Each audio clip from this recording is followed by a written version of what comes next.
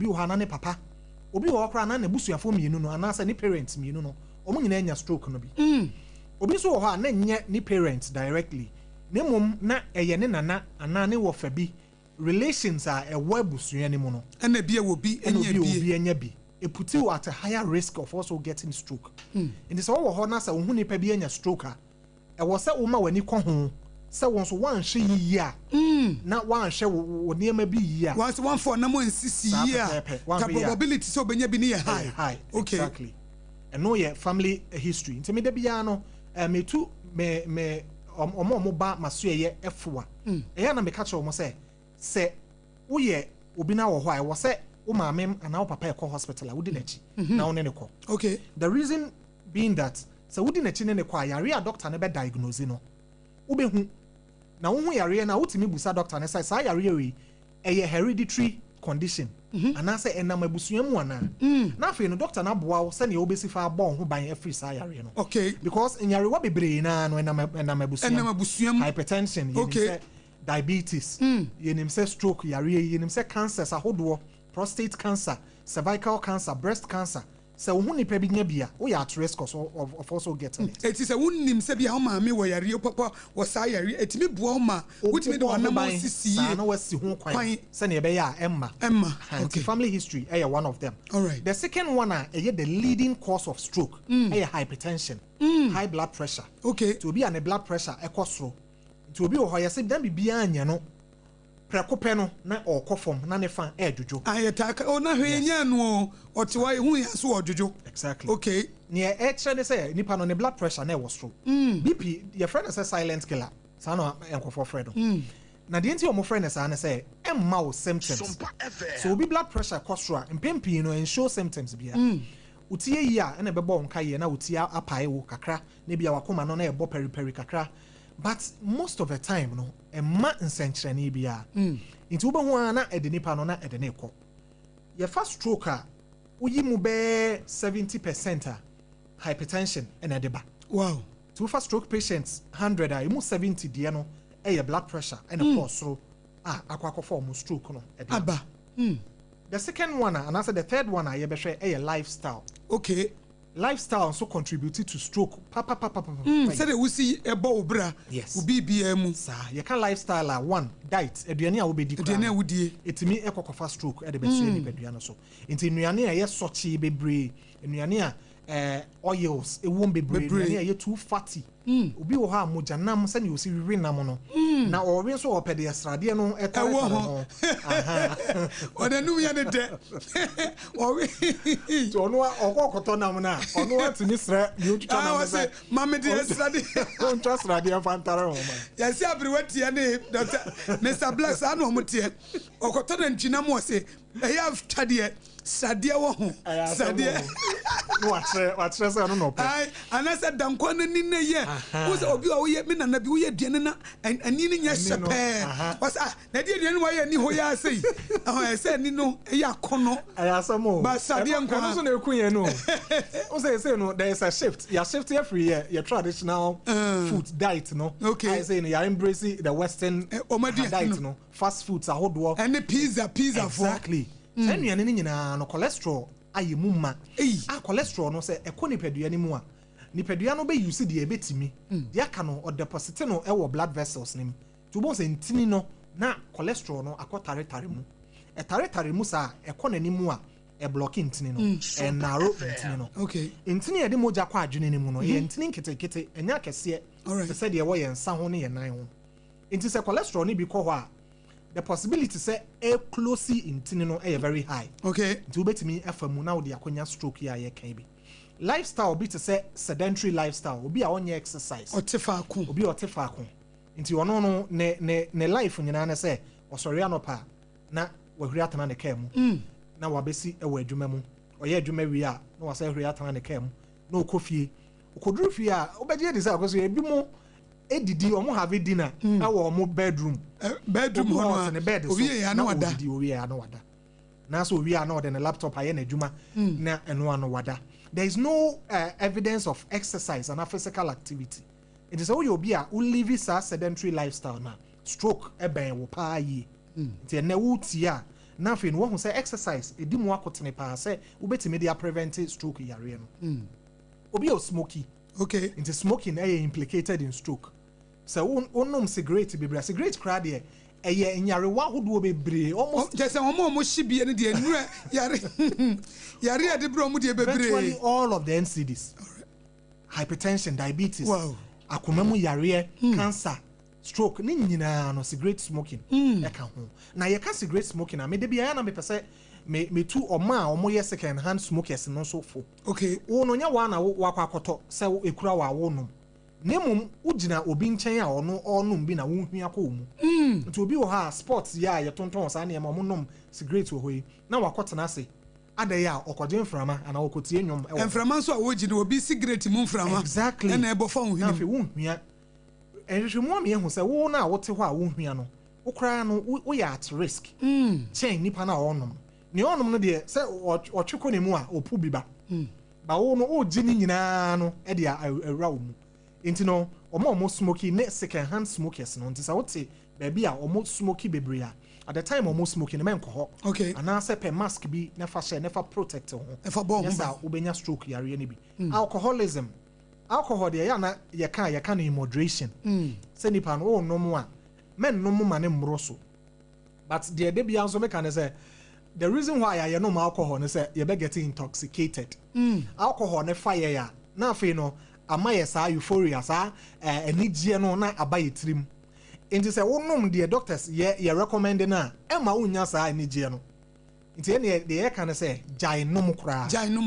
because the level a wo be nom ansa na wani beje no edoso e be ha oni padua no enti ene jai alcohol ne no enti alcohol so etimi ekokofa jare friend say stroke enso kra no edeba age one of the factors nti unfie ne kɔ nanim no na o risk of getting stroke nso no possible san ye mai nyina ye niema itimi ekokofa stroke eba nti sɛ wotia na sɛ o fall short wo san ye mai nyina mu na sɛ wo ye obi a wodi ehofo a na afei no wahu de wo bɛyɛ na wo de abɔ ho ban every stroke yare no ho akosua donc sɛ obi wo ho na sɛ owo ho a ɛdeɛ na ɛdɛɛde wɔ ne nipadua mu a ɛbɛma na hunu sɛ adeɛ wɔ deɛ sɛ mekɔ endpoint intentem na bi a stroke na ɛbɔ me kɔkɔ no wada woroma okay stroke yare no sɛ ɛbɛba okay utie ye ɛbɛma o signals okay ɛbɛma o symptoms but in pempi no of so many cases are mmɔ won kaye to bon so obi wo ha o say na me ne te ho preko pe na ɔkɔ fam nkaye bia ma obi wo ha o say doc mekoda anadwo no anopa mani teye na mentimi mma me nsa so kwa biem na kyese na bibia anya no before awokoda na bibia anya no but suddenly o sorry anopa no na e konti stroke symptoms na e kind of say a sudden onset nti eba prekope na afi no na achew na mom se beba etimi ebobo nka ye nti obi wo ha na ne nsa ne ne nan etaye ne titiriti obi kura wo ho a wo se okotena sabi WC so a baabi so a na o ye ne ho yi a ne nan timi ye ne titiriti na ne nsa agene obi wo ha oda ne nsa no so kakra bi pe na agene eyade e wo se umma eho hia wo yi obi wo ha na they be complaining of headaches nti last week me buy me ka say stroke presented with severe headaches all right to be a uti eta ye wo ye bebre no wan hwe yi a na ekwakoye stroke and sense ni bi obi wo ha o te se niema bi ne nanenam ne nipadua no ho te se ntatia bo obehwe ne nipadua no ho no na ntatia bi anam ho bi ho felise bibi te se nsonsono move through ne nipadua no obehwe na bibi ani ho burning sensations honam hyehyew e bia na honam hyehyew empempi ne ya na se ekodua empanifo no mu a ometwa brana na omareche menopause na eya na yeta de kwose menopause se nipa no ne menopause na ma no ho hyehye no baby wo ha na nye menopausal issue ebi wo ha na ye nerve problems a etimi signal stroke sign and say symptom se stroke no nya set in dia nipa no bon se na ebi wo ha na no etimi echia na say obi wo kra na nanim ye friend say facial drooping obon se na nanim na say atia ba form bisa na ne fa the name fa no na achia etimi the speech problems and so ba your friend say slurred speech nipa no ontimi nkasa yi to okasa na ne kasa no ase eye ase akwala osua kasa bi so kra wo ha na afi no na ne kasa no emma yie wontimi nkasa kra ekokra obi wo ha ya affect ne memory nti nipa no on kaya de crank wo so nkokai one wugina ho bi ya wo yere ana wukunu ho kani na onimo ne refill kra say wo ne ho kani ebi mo ho mo ba hospital a omo makra omo de omo ba hospitals no hospital no na omo refill omo ni mo obusa ne say we oye hwan a oso onim no nso na ye ne ba no na de ne ba hospital stroke to me yes sir etimi ma wo fa baby adwodwo ti normally stroke affect one side your friend say unilateral one side of the body ti bi wo had the right side bones na on sa na on no nyina na adwodwo ebi wo had the left side na adwodwo and normally no depending on adwene ne fa baby a yare no kosi ye adwene no the right side no ni fa no control ye nipadua benkum no sa na adwene ne tie ana the left side of the brain no adwene ne left no control ye nipadua right no so stroke ne kosi or right side of the brain a nipadua left no bones na sha se adwodwo sanso ne kosi at the right side of the brain a bones na nipadua left no na eno so sha se adwodwo your speech center no baby e boa me yetimi ekasa no e wo the left side of the brain to obi a onya stroke on the left side of the brain no anasa sa nipa no na the right side adwodwo no impempi ni ana speech no so no e get affected e ka ho the stroke insenchene ne de bebre ba wuti ankoye yi a de ntia ya na ye ka se bra ne be ye screening no say all right so wuti ankoye yi a en show symptom ni bi bia kwanda edi woni padwin e ma hu se bibi sei prekope na fe no wo to ba na ye hyewo a na se bibi kra dead dia se asi dua bi be wo a ye ntwa so ye tu ase ne ye hu ne ntem okay and it's in a screening ya na hu hia no and screening no Ghana yempe screening no that's the thing you be train my area no esiasa ye nya didi mei ye hu den Ghana ni be ma na so ba no otimi si kwan so no kwa adwuma eno menyare mema kra de koso ya na mo di nkomo mema kra de ne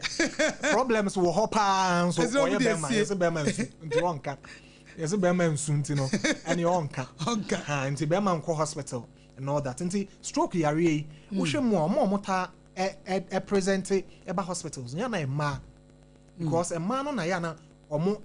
omo the friend say health seeking behavior a man do e ko hospital no mo do so chen mema because a bema e de nsem sie o de nsem hye ni mu bema wo problem pa ba be yi scam na yere na ne ho kani so on fan ko hospital na sa ne ba so on fan ko hospital bo no ankasa mo de anya de obesi ho nti no screening no e ho hia nti to ho na mo na wo ba ye betimi screening ni padua na hwe se we are at risk of getting stroke say stroke no kra ben wa bobo ano ana say stroke no unya bi ni nyina no ye wo machine say this screening ehwe se stroke no benya bi sei na beba ni nyina no ye betimi ahwe na afi ye de a kire kama yo dog ansa na meja wo no endpoint homeopathy clinic obi tie wa wie yi wate wo hu symptoms bi wono akrope so ba screening stroke no wo mpese obenya bi edie na mo betimi ayede abo nipa no wonye den endpoint homeopathy clinic stroke ho dwumadie no sai na mudi no ebede na omanfo nso atimi aba se de be ya yare no emebo wo mu ho kora na obese ma ye nto ape AKOSUA made us a very good question there a woman said senior doctor be handle medical condition be no okay emma nipa no ne chances of surviving are very high and yare bi to say stroke say utimi tu ho na montem na say oba hospital ntem a yetimi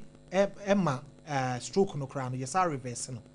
the woman said the first 4 hours are very crucial enti say oni obi ti wona say ne nipadua no hu say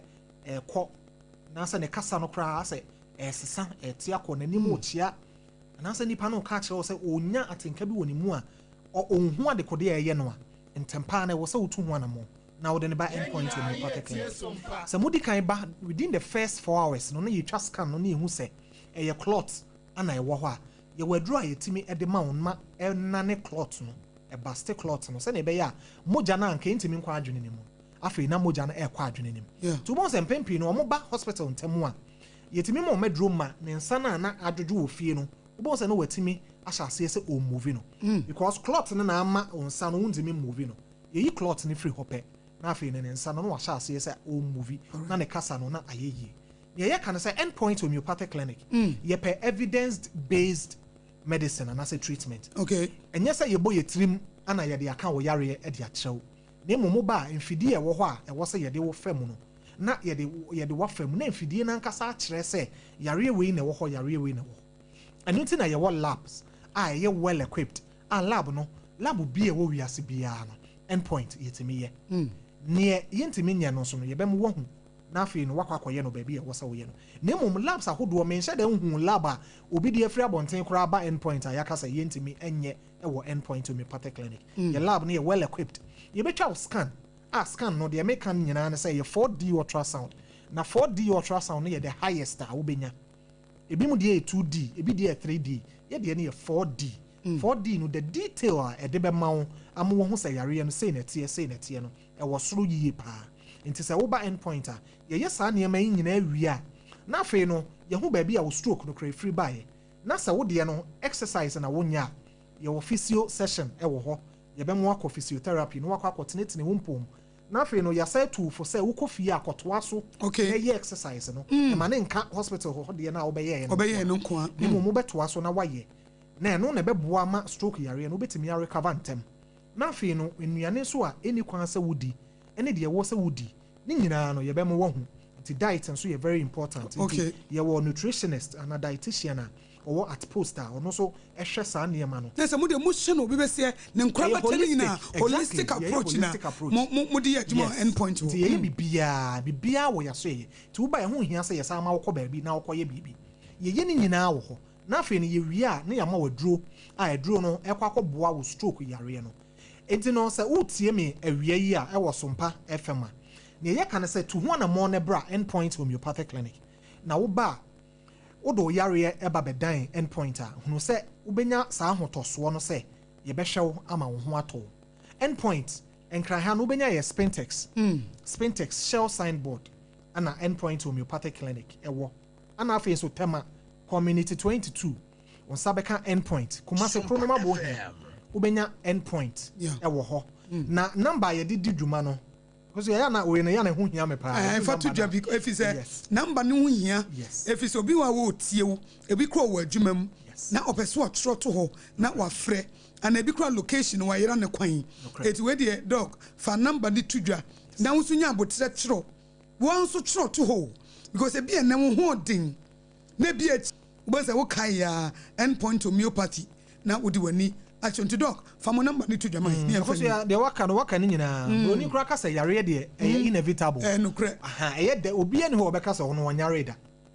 it is a wo de wo nyare da kra na bra ne be ye screening ni bi na ye hu se ampa wo ye healthy number no 0244 86 70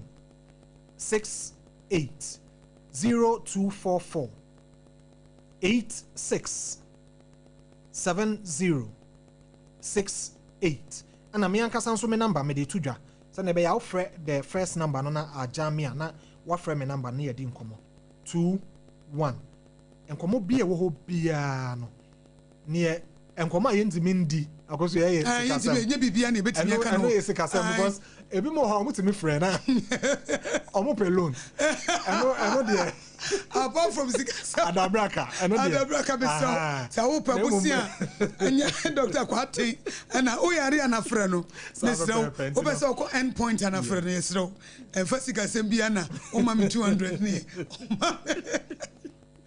dog me that's and one me ni age one my stroke adesua next week no na share heart attack no eti ye ne Dr. Kevin Kwate of endpoint homeopathy clinic and dog was me chat with him eti for 30 seconds yo the American say yare de ben obi aboboa no na prevention also de bia say better than cure prevention ba ko ehun hia screening into to ho na mo na bra endpoint homeopathy clinic na be screening na hwe say yare bia ni hu a yare ni hu a eno ano no wafa ho na wokɔ na eno kra na ma wa hotoso say wo ye healthy bibia ni hu na mo be screening a eno no yetimi hu yare wa esie ewo nipadua ne mu na eno no yetimi ehu ne ntem na ya bɔ ho ban yare no hu ne ntem a na o treat a eye wo de result papa ti de medija etiefo nyina ne say Mumra endpoint enye huhu biya. Sika no kra no yetimi echemu no watua bi. Watua ne kakra. Ti screening no da wo ba na bibia nya okra. Ka che doctor ne say, wo pese wo be screening. Wo pese wo be screening wo nipadua ne nyina na wo hwe. Ye be ye no kama e de ama akosua. Mate, etie for any Dr. Kevin Kwatin endpoint homeopathy clinic na twetwe nkomo numbers no fato so mamena mensa moso ema etie for na efre endpoint homeopathy clinic na 0244 867068 0244 867068 and 0274 234 321 0274 234-321. Yeda doka se. Nyame yadwa na woche sene ebesa ne do. Eya miensa pe. Mema niema miensa na wo madwunim. Enu pe ene wo yadwum. Dia. Onim se ye mema no yede yani. Ene edo. Modi mani na edo. Yes. Yemfa mani na di kaka. Be bie ni ho a odi na kuma edo. E bie ni ho. Anka yede yakuma na edo a. Ade na wo se odo yire nam nso hu oba otumi twa ho hwe no yes mudi mani na nam yeah anyama koma yes ti mudi mani so na ware yeah onim be me bia ono ohu marriage material onim okay onim so ware wa ye onim marriage material but oba enim marriage husband onim emema de momu ni marriage material who oba wo ware ne but am bebre nim bebre enim bema wo ye marriageable husband na be de hu oba no be de hu adentire ye hu adena mo de adena mo mu hu ye de ye hu na ti oba no enhu ne se wakobida what I say wakobida e bi oba no akoye bon one na bon two okay enti no ni asa bema kwasia no ye do no enti no me pese bedu se bi enti no onu enti no ohun bema papa ohun Ti dia wo kan say baby wo have relationship no ko mu no sabio kofa bia be ma jimifo ankoye that's wo enti no wo hia be ma fofora say oyempo a ohun say we ni ye ode dada no ene we no ode dada no wo hu ode nkroma na sere obi a enti obi a hu otro ba mo de so baby credit disappoint wa wo hia wo ba foforo no e marriage material Mr. Black mo mema mo be hu straight away mommy wo de ye minye ode ni onim ye mema no de bia e make say wo your ba na say wo your marriage material you know yourself say wo your marriage material oba na wa wunim you know wunim say wo mo odu yes you know wa bon so wunim yes wunim enye wonim shirenti chese oye material dabi ye be ma hu na se chale ma de mu bro ago e ma mu bro ya bro mu bro she be ma to be ko for ba e sign na hu ofenti na wa we twini de akoye no ho ade nso enkosi aga adentia because say ye the artificial nema abewura aware mu artificial nema na de abewura mu ye yes bebre makeup no ana say o de ye emphasize makeup no ntu nchen say wo yire na say ne tu so a umpe wo yire na say de nufu e wo fom kakra umpe open ya pompe open ya pompe nufu pompe what I say into no eba sana na ma aware no se ne ohunu no tie ago minima ba wie bia wa hye mapuka saa e de ko ware obi ni mapuka na ye de won say ya na ema no bebe na ta high lawyer no I said na sa maneto enu ne pompe no enu ye pompe o ka de o say wo mo hye da koye surgery emi ye o ka de o e bia ina no mo hye ina sa form no sa form no mo friend say me de nyame me ba mi wi ase yo o de ma mi binti sa pompe no mi hia ayi assistant me say o mo hye sad emma no omuta high lawyer omuta high lawyer me say me no bi wa high lawyer dia ware e de ko ware ntinum me besa me say nti be man no say wa high lawyer na na de onworo no ho anopa ma be man hu say assembly ni oro ne ho but ontimi hia wo one odi ohun beka nsisi ohun ni shape as malt bottle nso no foam since I mean no enye ne but still wo hye oda so hye me amodi aware chale oda aware ba onim sa aware no ne ba ne sa enkosi aga senia wotie no ma be ma no hu senia wotie ma be ma no hu ne ewo mu okay won senia wotie bia nyame de bo sa etu pache se mama no form ho nto ni padua na mum wo mu no yes ma munye du wo yo ba papa wonim kasa yes eno na yesin se omu na ye asem no ewo wo mu asem no wo mu nti no uko hia oba bia na se onim sesei na mafo abeyi omu ware a enkosi bebia na ware na egu o se obi na ye no enye obi a na ye no evimpo ne num kasa ni dressing SOMPA FM en fatani pa de sini ni dressing fatani pa fata boa esa se oba odi bema de tifie ana wa even be se won ware se wo twem pronim se ebia miniskirt na ya eya ehyew na se wo hia bema na bema si wo pe odu ko fie aka won se enye bema na eda ware no wo ware na busuafo na busuafo ka ho bema na on de tifie no enye no na wo ware no be man ne busuafo eso ka ho ne busuafo de kotine pa o because be man de oni ne edampem onim but be man be fie adwuma ba na oba wo fie ohuna since anapa odintuma body mu ebody mu saa ne moto nyina yinka ebe ye de na be man no ohun be na akono da bi ohun timi nye na akono o ka na koye kana onim ye mema no ye nim oba wo se ye ni kofie na ye nim oba ye nim oba ye di no fa fichire a na ye passion na ye ko ye nim what I say inti no e ma no mesere omo obi a o tie me na wie yi e bia bibi kakra wo ye inti no ama wo waware na egu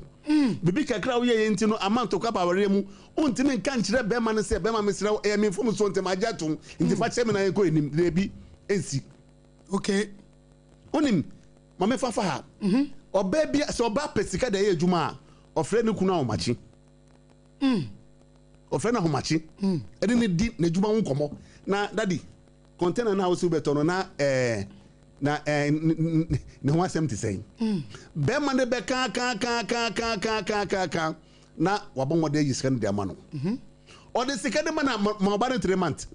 oba mo se da ne suban sesa afi de be ma ne be ko no ho a o se wabre o se wabre sika na o de ma na fa koye adwuma na enfa no de bi o enfa no ni o pese o je no wagie wie na oba bi obeye saa no enche mama wa 5 months adwuma no begu bema oba osoro amachi jisika obema ho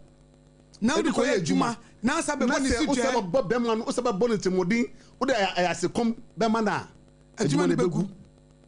ooh entina mani bitimi kasa na mikro ma miska sa me fanya adwuma but kana hye ebeshi na se bra wo hye adwuma na se na ye wo se wanya adwuma sika kakra ba wo se na krokro bema no sika krokro ba oba eje yes because kakra ba no because ko adwuma o to suzu 50 Ghana bema no nya bi into office bema no ye onfa ne nya wi adwuma ne begu onim ade anyame hyehyɛ bia no wo ho eye adwuma na bebia wo se o de to no fanto free to oba sikaji obema ho a na no de kasa sika no suba so a eso ne kasa be si oba ni sika eso ne kasa oba sika ba ne nsem a eso ne kasa na ba me da si ne ma me nsa pe na mema and what can need no what can need no yes de to so mi no ne ye de once de to so mi no nia ekoyemu de mu die na ye die na ye die two ne to so miensa eye efie adeye oba ne se do si hwefie ho no efie adeye ye mema no me de wetu ana se nya na wa fa na do atu bebi ye ba wo mpese oba no be bigira kase ana ade atoa da bi na se menya oba wo se menya oba enti wuntimi betentia me sa ba me ya de na se nya enu ti na me no wo ho no ye mie no anapa you can baby o see 2 hairs are better than 1 nti say me de bibi to baby anya e was say odi 2 baby aye e de mame ba se bi oba na kansara bi next time no udru ho ananka dia 2 yie dan se da bia de to no wafa da bia de to no wafa da bia sana oba no se na juma dos na bia na wo bre because Mr. Black oba bi ka kire me say ni kunu se wo ko ajanan bia won flash wa ko no jisu oba no e ko flash enu oba na ka say oh mido na we die at least se wo bathroom na wo be easy wo on ube jani memua na wa flash was yan me baby am tie no ni baby am free ni anyusu WC na ye hwi item ni bi enti no me ya me nkai nti de se owura ho a na hu a na wa flash and oba na say me ni problem say me flash but how long and the bia me baba fruma because say we so nkola abrem e hwi item say ye hwi item kura say wanyini say WC etika ukwa eti say Mr. Black who kan oba no wo ba say wo ba beboa be ma ne de but who say suba bi wa be ma no say wo adjust on wo de niam to basa na bia so da bi me yire bre eti bi de betu yie ai say no ntina ya meboafo no eti say me de ato a wuduru ha na so afa de ato yie wo say sana pressure eba na bi na me kan say oba ni kunu ekwa ajanan bia this one no ko flashing keke so wumia ade ne so na say wu chimo no Mr. Black where is ready ako yes onim yes oba bia ni ho a oye if say akwa oba bia ni ho ya akwa oba bia ni ho ya akwa e de ma be ma okay eni ho na wo be ma wo di sade ne betu tim say me yire ya akwa de ma menya betu awka eh esa say ye mema no ema no ye se suboafo baby am different ozi mema bia obaji said ye o ire ya akwa no na betu awka na say oba ne nya wakwa de bi nyankopo do ba ne dum se na be ya obehwe wo so ema na efie mema so bora sie nti no se oye oba be ma na se unya oba e ma na nhwe wo so anya se o hwe wo so se yes but uso na wo hwe no oba etinetini be ma oh faha men faha oh daddy uye we anka eyo na be ma badwemba etie na utie a eboawo but eya na ne awuke be ma e wo se ukọ ejanan a na wa jasa de no ewiabo etie fo mu fa nchemi wo hu ukọ washroom a na onim se sa de no nipa mienu hwe nipa ba ko pe na hwe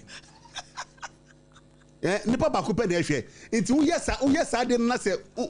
umba uyiri ana wo girlfriend eba ho ebe ye ho adwuma sa oba no e wo se be ma no gya no enimonimu ya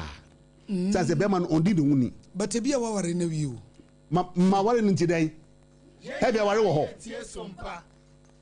ako heaven aware wo ho ana aware ni ho he bia ware ni ho nto so gya no Mr. Black se bia okay we so kra no ntimi company fo ni mu koka se ontimi nka nto so gya no ako e wo se o ja be man tete a oh be man ne wo ma bia ne wo ma me wo se se na ya ma ya suso mema so ya suso mo so na mema no ebinum eye ne oni se Mr. Black am beka se asemu ekra me se ka fokoto sofo anim ba we ko kan se sofo de bi o de ko to anim enya asem bia na ye de ko to sofo anim o asem we o de ko to sofo anim asem no beka no me kra na me kan se we kra no wo ko kan se we eye anim guasie mpo eye anim guasie ito so ja be man no oni de huni se ne moto mu fukura da obefro se be yima no nti na me ka se obebe ne wo ya akwa e de ma be ma emba ye se so boafo what I said now meet ekojina kitchen enu aduane frɛ me yire se mere bedidi adentia because onya akwa oyo bi di hie wow ena makoji no nti wo se me hwe no so yie wo ho but na mafo abei o kan osikoye endomi debi o se ade asa nti koye endomi enu no the shortest bibi obanye di on ka juna kitchen say obeye de ama e de ama na kunu se undi be man to me ko gina o say me di ku adwuma obefi adwuma ba no e wo say onye bibidi because aduane ni fie na se de wo kan se kaye mienu no e se ke ye boaboa ye ho e ye balance e se ke ye mienu ye boaboa ye ho na brabo na ye mre na ye de won eno ti me kan say aware pie gui pie na gina asofo so na no okay because chire wo so mu chire wa soro de mu no omunye omunhwe one side nko ha say your body your bank one omunhwe one side nko ha ntade wo say a chire wo so mu de ma nkola no wa soro de mu no omunye because onim so ka aforebo no e be ba fom nti onye hwe e ma brew work pampo akoma brew e ma bre se unnimu a e ma bre papa ko hwe market le wahi dobe market na no ye ko SOMPA obi ba ko senia e ma omunam wiaso bre ko hwe be ma odi obawu mienu miensa nine wajo mu nyina de abo be ma so oba do so se won hwe no wo su wa ko tena kiremanko e na wotu pa e wo ho nkwala na wawo mu nyina no ya bi school kwai unhwe se akola no de school beko obeye den wadani na di aso ba no so ena ma na bre ena wasa kwasha ma bi asa fo ba foforo otu ne pa de ko nte ma bre o mi ken obebe nyanyanka obeba ha abebo ne nkuro pat de bi o ka se na mini lorry fe nyanka beko mini lorry fe ma me kan kire o fidue mu ha oba ha na se obebo wo nkuro a nfaso be baso di amawo ni obo amane wana fofo na wo mu na ma obo amane di tu amono enya ade bia obetuba hwie di aboawo M궈BORƆ ASEM enu nti na maako otena sia odi sa asem no osi bra na be bo nkuru na be bo nkuru a nfaso be baso di amawo enukre ana office hwe wa for dan for so many years ofa wa say yenko ha enope on shedan to fontaran kan bibia on shedan kan hwe mfa ma e betimi asesa wa brabo de bi o se na wutie no sa na wutie ekwa onam so no edo na onam so wosu de bia be me ya de bia osori ya no se be mai onye me hwe onye hwe me na ba ote ho ye den heaven aware ni ho heaven aware ni ho oh say Mr Black be me bi wo ha ne bia animu ya na ho kira aba emum de wo kan de me no ya gide ya na ya ne ye de ya na ya ne ye okase ebi ni ho na beti se wo to ne pa wo ba ebi no eno mom de edi ewu se bia be ma be ka che o se skani ho ena na me ho kire me na wontia ne se wo mpena eno mom de anu ohye wusu ni bi umma mi bi mate ase oba ne se wo ye ne kakra but ye den na wo sa wo mpena be mo ya kwadwuro ena ye sa bemo ya kwadwuro ena o ka se me ho akire mi hwe obo ho bodi a hwe na ponya kupon obo nyame nim se wo ma nti nyame hwe se o ma ko be do da so obe ye dwumadin obe ta wachi obe ma ubi de bi babo na Canada babo na ka but eya na ya dwi ye se ade a se wo ye be ma che se unim be me bia obetiti oba bad bia oba mo oyiri ana o girlfriend ati nisuo enche obewu che se mema ni emanu eye japade awie a na afede emanu nyanka oba na ewu no no afa be ma na ewu oba na ewu bem okay say obema no oba ye oba ne bua no mo ye japade ya na oba ne bua bema na bema nya bebi gina onyanka oba ne ngu monko fa oba foforo meso onko fa oba bi hwe akwa bi wa mre no be enjoy baka hunu say oyire ni ho oja oyire na say okofo bi foforo a edi ba say oba no obekun slow ampo obekun slow oba no obre ye no uja no ho yes o ma be mobo de be ya me ka say bra me bre no me bre ma me mba me bre ma me yiri me kan obi anti ase neti a me ka say ne say me yiri ntina me wo ho wie anya me man ntina me wo ho me di sika kofi a me ya ko ma me de ma me yire me fa ma me ma adentina me fa sika ne ma me ma se me ma no edo na me di ba me de ma me yire so yire ntina wo bre enti e wo se be oba no utreti ne yie ne se wo de wo ka Dr. Black kan se Mr. Black de wo kan se be me bia oba na nyame de na ma wo no wo so hwe de tu hwe ne su yie menyo oba ne te sa akoa e mo oba ne nsu e mo oba ne ntete ade ba kokore kuma sunsum ne se odo esese nka wo de ma no akorokoro esese nka wo de ma no time esese nka wo nya ma no na odi ne pie no wo nya wo ba wo kofa oba foforo na wo ma ne sa akorokoro no oba bi wo wotimi de ne kunu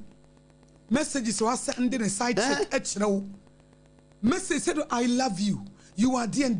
you are dear but na yire no otifie ho no wo mie na no kran kan chen se wo ho ofa da debi oba ne side check rate mi suma no no nam kajetia no nam kanashi maka 31st yakọ kanashi no nam ha ba ne yire kra ka se wo fra adwuma ba misro ya na enkoda no mok na san ya to bibra o no ba to agu debi say na so na minister on say minister na ya titi mo ansa hwe nkola no nyankopo ne nkola no edumu se na be ya obehwe mu so ujiri bema denti na wo say uye head of the family we abusuanity eno no asene say uye ho ade ana ho nye ho ade Mr. Black ko na mani udi na ede ma me hwese ma matiefo abam na eye nua ba ko bi ka kire Richie Yeboa me ba me read you message ma me fa number ni ntudwa 0260196064 and 0260196065 na what be aye de Mr. Black beba ntimu de ye yi ni nkakra yamfa ni nyina enese no ka ne ma miensa wo ma matirim enti 0260 ajati on fine fami enkoi Mr. Black nkomo na wo mu nti hello afternoon man good afternoon me patch from San free Ajekum Accra Santa Maria Ajekum Santa Maria Ajekum yenkoi and the crepa no para so kan no kre and the ma wo so ba ya udi you man be ma wo so ba ya udi ye obo ba trimodin a obre it's answer me sure me ka o de ba se ka me ka kra me ni di ma na me ko djuma na ka na me na bru ma di me ti ase so you be here any ayi ma me member bi wo ha se bi o nyame adom wo oba no na akofa ni kwala no akofa o ha so ti be ma so na be ma bi ya ma o be fa ni chi ya be ma bi ya especially be man here wo we san fa wo yirechi Ajekum yedase pa ye chia nkwala no wo mo ye yedase wie ye mfa de waba na hello mami be man na me pa chwe froze na free he nyame asu de enka won so ye di abrabo mu nkomo e wo MgsmåBORṟ ASEM Eja o kata so for Mr. Black odase obenyini ache wo ho obenyi ache pa me na jene noma Mr. Black benyini ache wo dase so ma ne kwatenten fa yedie nso ka ho fa sika ka ho okay obenyi skala one ya jene so obenyi sika bebre dia hwe wo ma no yo odase mami na won say ye wo men wo so wo mu nya ye ya be ma be ya mani enye ne fe anu so mema Mr. Black aka ho asem mema du on so obeyi ni yam tani okan obeyi ni yam nya de ahwe oba no so tell oba no ba na ki yes medase mema na yi ano wo mbema ni bi wo SOMPA FM ti aden na akoye funfun kanti e wo man SOMPA ba bebo na me yi dia wo pe anase wo beti nu na anase wo beti nu na mu nyina matimi atna asumdwe mu na madwen aye ba medase o si oba bi ho ye boni aye de oba yama ne bi enye ne fe ba bi o ye bibi ama ne yire ensoso ne yire afa na chi hello me ba che from San free mama ko so ya fe me Paul me ka free St. John's yo Paul St. John's adwuma ye apam dada joso kakra me kan se se mata me yere na me hwe na ofam de enfa me hu wa na wa fa hu achi wo se wo hye wo yere wo hye ne yie wo bɔ na konhoma na se wo yere fa wachi a en wo mfa ho adenti na wo mfa ho me nyem yie bia we a me na no ba chi na se me hwe yie na wo fa machi na me hu na wo no na afa no ho achi wo ye den na kwatia e chiri ba kokora oba me wo ba wo hwe na me se fa me ba oba wo achi a ye me be na no me sai ye mo na dan hu mo dan ya se to ama chiri na ba me sam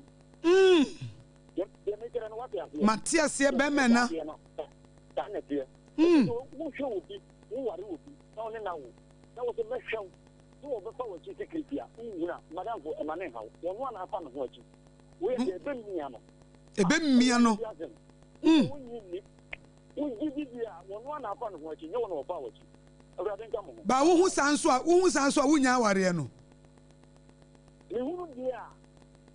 wo ma wo hu okay wo hu dia untimi ntana ho wo be jai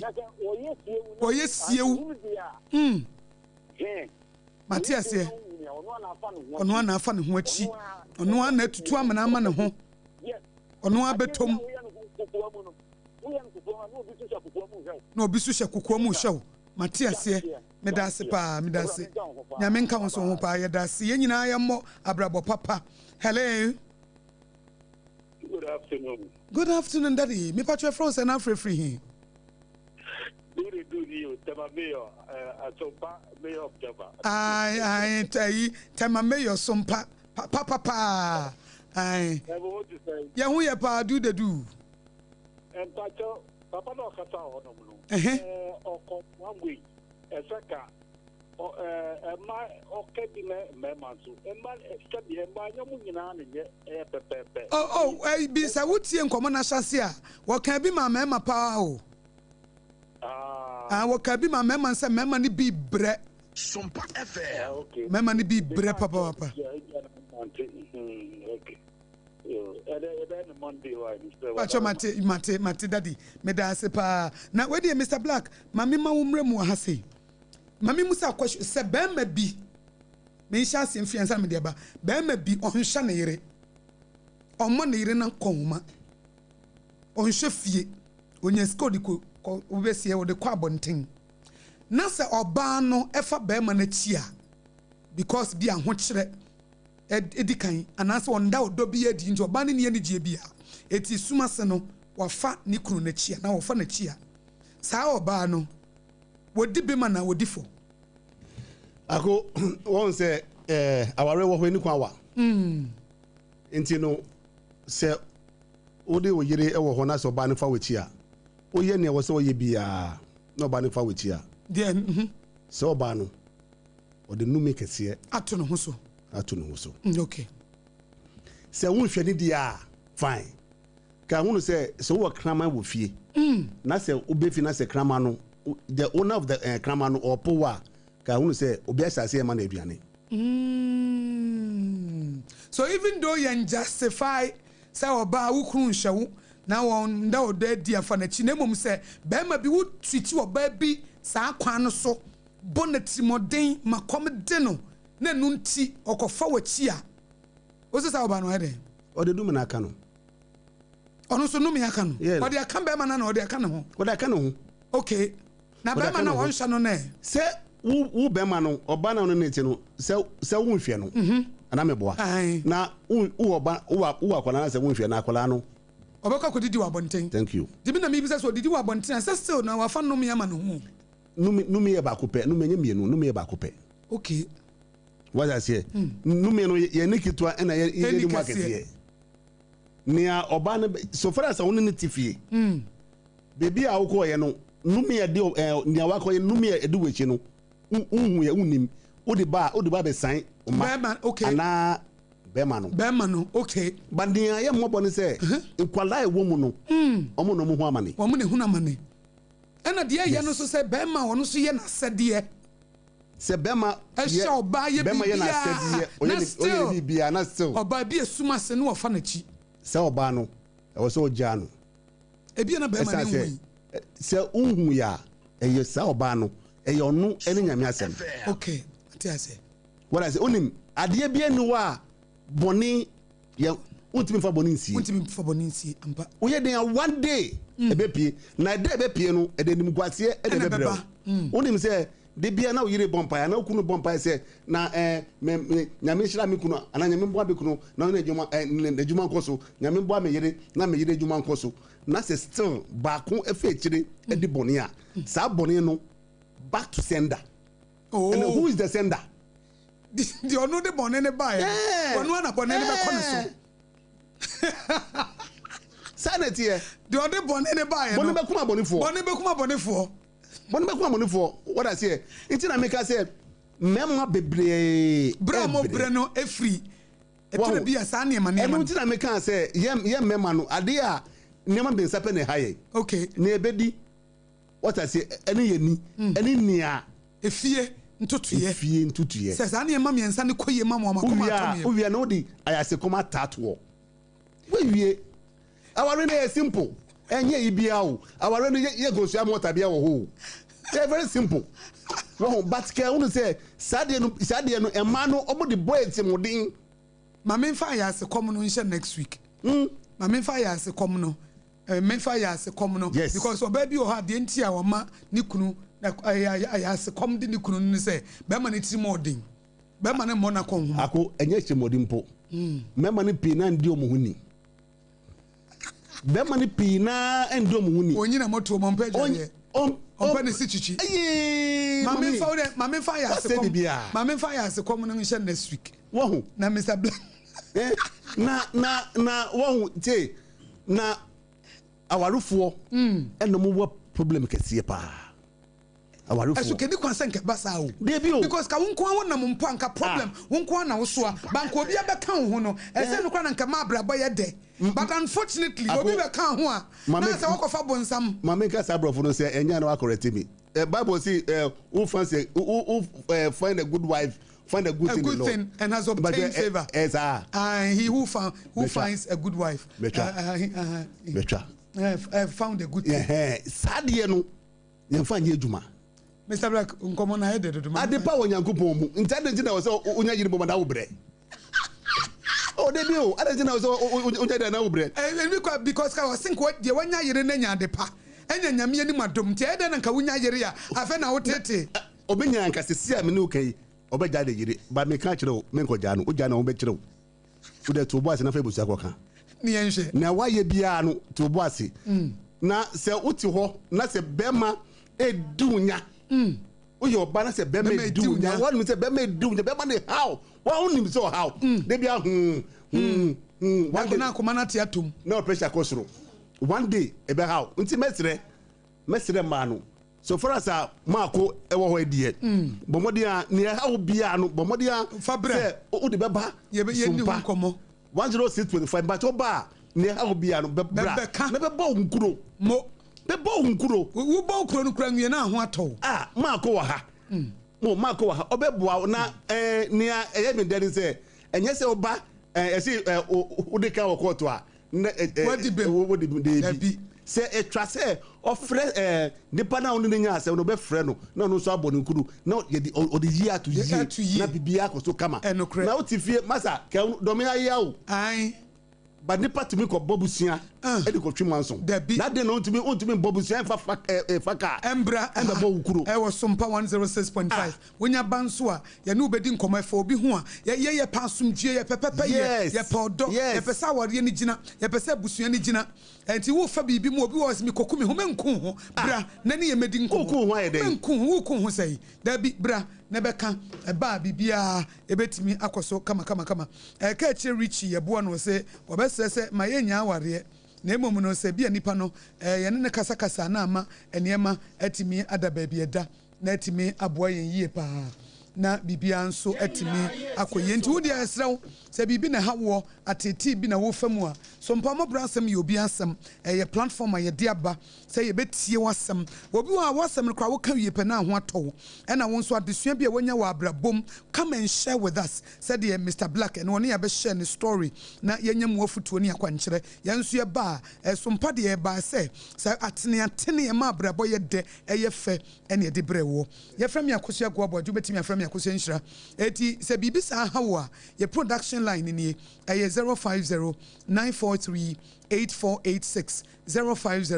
050-943-8463 TBM 050-943-8463 na wafre awariemu dia wo fam ema wudi awraho bra mede wo ma abrewati akro betufo na mo akoma nso atimi ato ye munyame nso a menso metufo eti yadamu nyina ase Mr. Black yada ase o asana meko no me bra yire okay ne birthday me ba cho menim sa konya wo ho ana akonya da ho ka ko da wo me bra ba akoye Mr. Kisi ne wife ochina na woda nti no baby owo bia agia jara baby owo bia mechia ewo SOMPA 106.5 from wa unipa Mr. Kisi me bra Mr. Kisi o say me wish you happy birthday in advance nti ochina birthday na nti agia ochina birthday no menim baby abekoso bia mama suntina mini mako yembrebi na wase Mr. Black yenso yada se pass oni atwetwe nkoma wi atiefo ahane ade M瘡BORƆ ASEM ye obi asem ne besie yes sorry sui na Professor Kobla Abochi ade for God and country dwumadie no eba yada mu nyina sese mutie wonye mu afutuo ne ade so yemfa odontena aware na se treaty wo kunu ye wate ne treaty wo hu yi emma mo mfa mo ho nkame mo ho enye bida na nipadua no de kwa he wuwu ana asem sese wo bodi a wo se wo ma wo kunu nso wuwu a na asa ebe kakra na wo kɔ amoche na ebe taaso eti wu ye dwe na me kunu na na me ne yire na edi na wo pasase we so ye gye na sei na ya che sei treaty ni ye na dachi bi mposa nya me fra oba na nasa ba ma no a wonim se wo be hia na sase so no wo treaty ni ye wo bi anim na ade achiesi we ewu ade achiesi we ewu ade achiesi we de bia ye te se afi 2025 nipa ye nim wo afrim wo ko social media de bia ye mfo dontana mini mi kuru na mini mi nua nkasa mini mi maame nkasa wo pedie mini mi colleague we nkasa de bia woni nipa bi twemanso de bia se ni se ade na wo pe wa asasi so da ko pe o na home no ne ko ye ntreat nipa yie na ye nsuso nipa so ma wo kuna ni nye ma wo yire ni nye ma wo nua mo abusuafo ni nye ma nya wo hawo manipa ma nyame mfa wo so nya nhia na gyan se wo ma the devil efa wo mu aye wo hawo de manipa no ma nyame mfa wo mu enya nhira nsen se wo be ma ho kwa devil wo use wo be sew se devil use wo be sew ba nyame use wo be ye wo yie no asama wakatua pa eti munyan na me ne me kru na me ne me yire na ade enche no afa wo so na ada nipadua ne de kwakosha fom yi nipadua ne yekotutu fom e de sa nipadua na de bodwai ene yetutu fom e de koyi jani ahobrase na manso twe me no nkasa me nkasa ho biem wonya me nua bie me ne obekya wo ye hwan me wo ye hwan me ne obekya manate wo ne hwan obekya manate ache manso sa da bia ntokwa papa nipa ntam abrabo emu opadie yi nyame ma 100 years kura wo twam bebre ebi kura 100 years na anto ye nhyama nipa na jans wa ye no me ayo hawa nipa kai wa no wo su da bia wo de obi kai wa no wo su da bia obi kai wa no otete be ma obe ware wo wa bresa oba ba ko obe ware wo wa bresa de onko na bonsam yusu we yi manyame so yusu bi bonsam yusu kakra ye manyame enyusu bi ya frem ya AKOSUA ABOAGYE betimi ya frem ya AKOSUA nhyira Jeremiah Simpson abrewati oheneyere ene yapam ene ebo mi chidom ene social media nso Augustine ne hwechire de maame Professor Kobla Abochi ade for God and country dwumadi ne bayara mu nyina ase MἓBORØ Clinic Ghana had the obi anim sesa ye prostate na baby omu tibi ye screening ema hu ni ye etu ase a na